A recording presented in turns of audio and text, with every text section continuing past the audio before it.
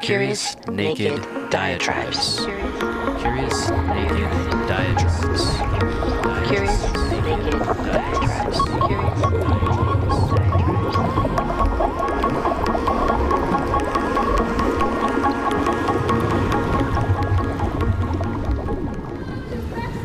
From Palestine to Mexico, these border walls have got to go. From Palestine to the Philippines, Stop the U.S. war machine! stop the U.S. war machine! Stop the U.S. war machine! Stop the U.S. war machine! Welcome back to Curious Naked Diatribes.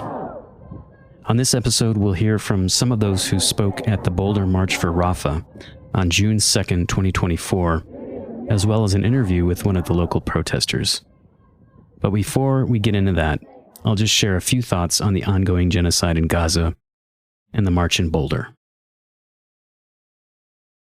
I grew up here in Colorado. It's a beautiful state. Mountains, rivers, lakes, canyons. Absolutely gorgeous. So you can imagine how deeply troubled and saddened I was to learn that one of the bombs dropped on the encampment in Rafah last week was manufactured by a company called Woodward, right here in the state of Colorado. I've recently learned from the Northern Colorado chapter of Jewish Voice for Peace that Woodward is an aerospace tech firm located in Fort Collins that makes parts for the weapons used to kill Palestinians in Gaza. They've received over $579 million in contracts from the U.S. Defense Department. JVP released a photo on their Instagram account showing bomb fragments found at the site of the Al-Masawi tent massacre. And from that image, they were able to trace a unique numeric identifier to Woodward Inc. right here in Fort Collins. So this really began to hit home for me in a new way. I've always been opposed to war profiteers and the so-called defense industry. Making a profit from the suffering and death of civilians, including women and children all around the world, is one of the most disgusting things I can think of. And it's one of the many things that makes me ashamed to be a quote-unquote American. Journalist Max Blumenthal, whose work I respect and admire, calls this the necro economy, an entire industry profiting from the slaughter of innocent people. President Eisenhower warned us about this when he introduced the term the military-industrial complex. So this has been with us for quite some time now, and I have an entire episode on this if you'd like to check that out. And something I've really come to realize and believe is that in the United States, war is not a means to an end. War is the end. This is something I've always found deeply troubling. So between that and realizing that a bloodthirsty ethno-state, Israel, is quite simply beyond any international law. It routinely carries out its butchery with impunity. It does not, will not comply with international law. So it begs the question, how the hell do we stop this? I mean, if this isn't exactly the situation for which these international bodies, these laws, these courts were created, then what the hell are they for? What are they actually doing? Why do they even exist? I mean, we've just seen Netanyahu give a big middle finger to the International Criminal Court, to the International Court of Justice. So what can we really do? One of the answers to that question comes in the form of the BDS movement, boycott, divestment, and sanctions. This is a movement that's been around for a while now, based on the idea that if no international institution, legal body, what have you, can stop Israel from doing what it's doing, then all we can really do is damage Israel economically through boycotts, divestment, and sanctions. And I'm going to talk about the D in BDS, which is divestment. This is what college students are demanding. This is the current push on campuses across the U.S., including the University of Colorado. Here's what students are demanding. This is taken from a letter circulating among the protest movement here in Colorado. Here's what CU students are demanding. Number 1, disclosure of investments and immediate divestment. Full transparency regarding the university's investments and an immediate divestment from all direct and indirect investments in Israel or entities that support Israel's oppressive policies. So it's not just Israeli companies. It can be any entity that supports Israel. That's where you see the Starbucks boycott, the McDonald's boycott, and so on. Refusal of grants and funding from military contractors. The university must refuse grants and funding from military contractors such as Lockheed Martin, Boeing, RTX, formerly Raytheon. Now, the original letter says RDX, but I did a little bit of poking around and learned that Raytheon has now changed to RTX. And, I find it quite interesting that some of the sleaziest corporations are always changing their names once people figure out what they actually do. So Lockheed Martin, Boeing, RTX, and any other entities profiting from the genocide of Palestinians and perpetuating the military-industrial complex. Number 3, dismantlement of the Lockheed Martin Engineering Management Program and the Designing for Defense program at CU Boulder. The university must dismantle the Lockheed Martin Engineering Management Program and the Designing for Defense program, which perpetuates a cycle of violence and oppression on our campus. Number 4, termination of study abroad and exchange programs with Israel. All study abroad and exchange programs with Israel, including the Perspectives program, must be terminated. These programs erase the experiences of Palestinians and whitewash the apartheid practices of the Israeli government.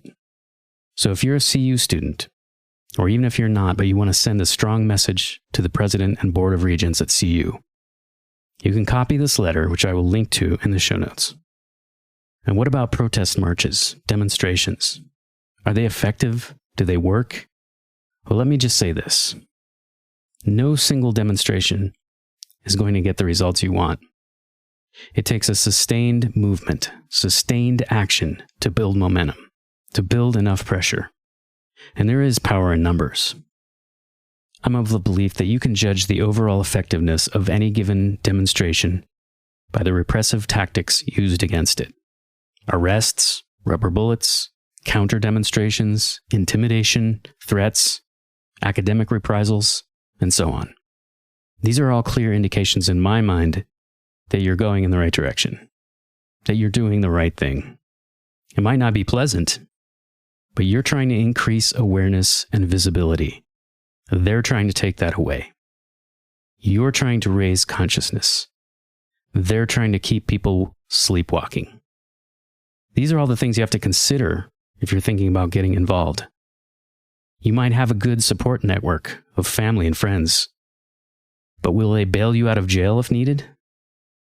I'm not trying to talk you out of it by any means, but I am asking you to think about your support network. Who's got your back? That's why I think it's a good idea to link up with one of the many organizations working on the issue. I recently linked up with the local Code Pink. And even though I haven't had much chance to participate with them, I know that they're a great source of knowledge and experience to draw from. They've been there, done that.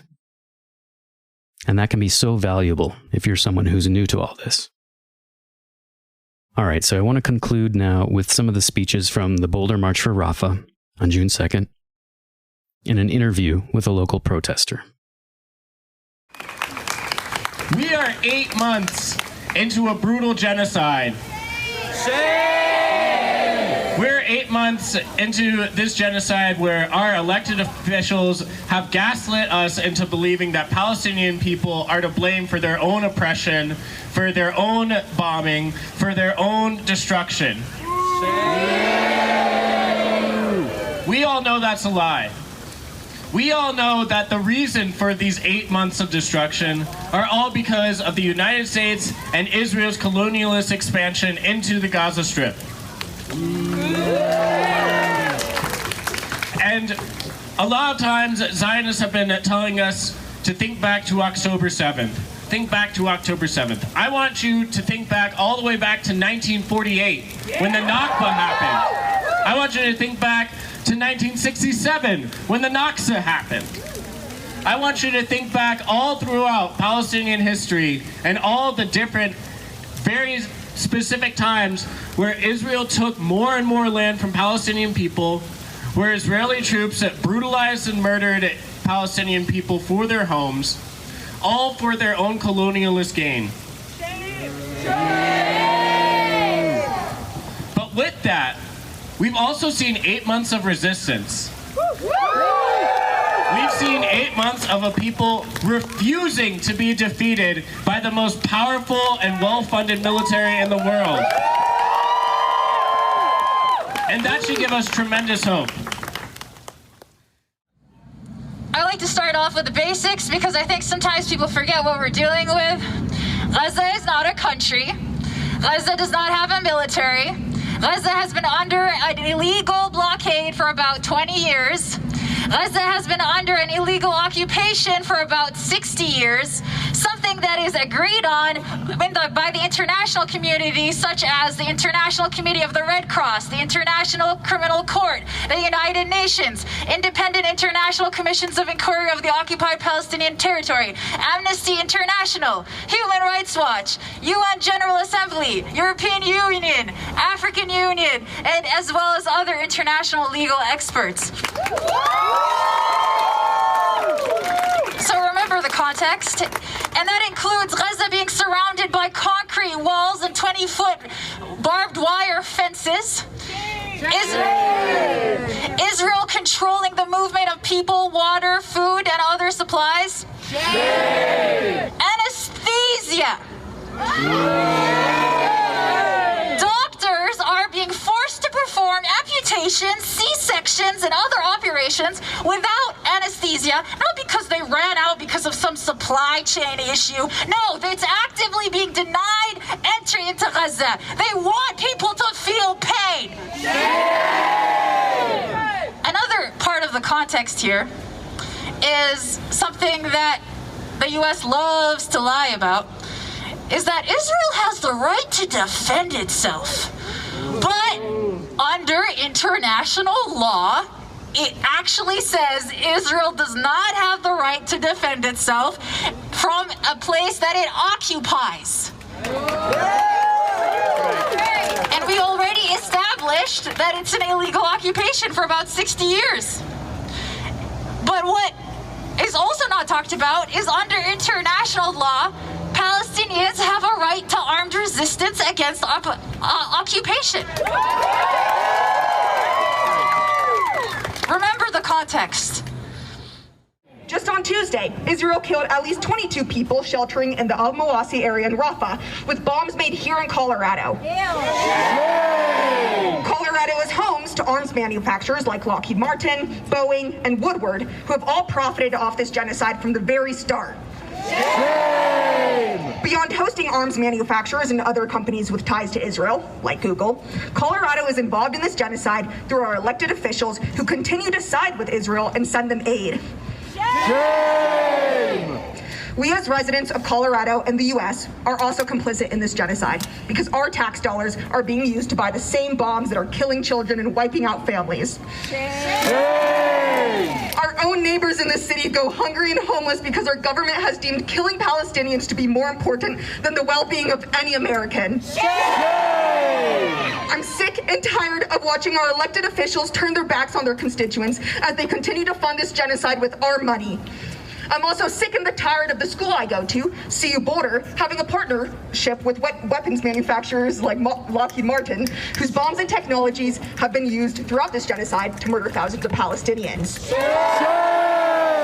We actually don't even know the exact amount of money that CU Boulder has invested in arms manufacturers, such as Lockheed Martin, because they won't disclose that information to us. I and other students have the right to know where our tuition money is going, which is why we demand that CU Boulder disclose their divestments, their investments, and then divest from this genocide. Okay, if you want to give your name, that's fine. Otherwise, yeah, just tell me what motivated you to be here today, and what did you think of the march? Well, I live in Boulder, and I think this is only the second demonstration for Palestine here since October 7th. So I had to come out because hardly anything happens in Boulder. Everyone here is very either pro-Israel or just apathetic, just bougie and apathetic. So, you know, it's a little more uncomfortable to be at a protest in Boulder, I think, because it's always smaller and you don't get solidarity from people around you on the streets. They just stare at you blankly or are openly hostile. Right. So, you know, I just had to come out and add myself to the numbers, help fill out the crowd a little bit. Had you been involved in any organizations or any other activism or activism? Absolutely, all my life. Yeah. My very first protest, I was maybe like, I don't know, 8 years old or something, and it was for an anti-apartheid protest. There was an encampment at CU Boulder, and I was like 8 years old. That was my very first protest, so an anti-apartheid protest. So full circle. So it's come full circle. Yeah. So I don't represent any organization. Okay. I'm not like a member of any organization. Just following as many people as I can and being involved as I can. Are you optimistic about the movement, I guess? No. Why not? Yes, I mean, movement is always cause for optimism. But the situation is so incredibly dire, and the lack of movement from the U.S. administration means that Israel is going to continue to have impunity. Which is why we need to keep doing this. I mean, yes, I'm optimistic, but it's going to take a lot more work. Right. What do you think, apart from, obviously the marches and being visible and pressuring lawmakers as much as possible. Is there anything else? What else? Yeah, what else can you do, right? Yeah, economic pressure is always something that moves needles. Yeah. If there's enough of it. Yeah. Have you been involved with the BDS? Have you been? Not actively. I feel like that is strongest on campuses, and it's been a long time since I was a college student. But, and observing it and keeping an eye on it and supporting it as I can. Yeah. Okay, cool. Awesome. Well, thanks for being here. Thanks for showing solidarity and Free Palestine. Free Palestine. While you're shopping, bombs are dropping. While you're eating, kids are bleeding. While you're shopping, bombs are dropping. While you're eating, kids are bleeding. Thank you so much for listening. Que todo sea amor. Walk tall, live free. Curious Naked Diatribes is a production of Javi Media. On the web at javimedia.net.